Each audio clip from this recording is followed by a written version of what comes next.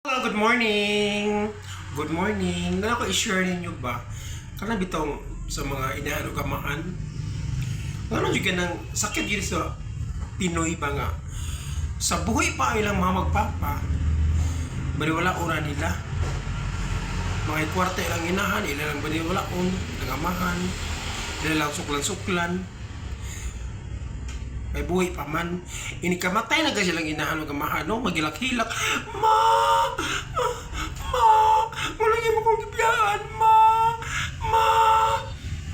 Magilak-hilak na yun. Kaya namatay na.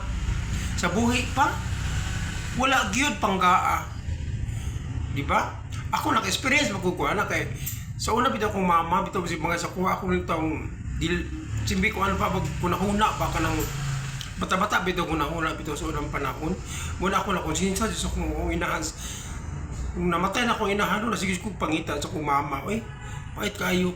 Muna ka mo, mitas buhay pa yung mga inahan, panggaan na ninyo, ay ninyo nagsukli-sukli yung inahan. Kay kung mamatay na ninyong inahan, magmahay na mo. Dako kapag may mamatay yung inahan, hilak na mo. Sus, niya ko na yung mga silingan. Sus, kung masakit, di ko na doon.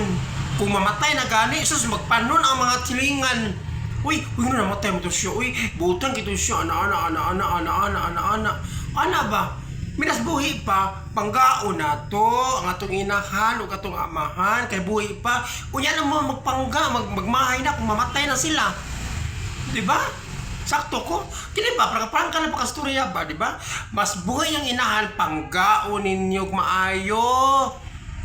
Inyong edit-date ato sa mall, kaon mo sa gawas, sana ba? Kay buhay pa, unya mo pangga kung mamatay na, o diba? Umaw na akong kasura ninyo. God bless, guys. Good morning.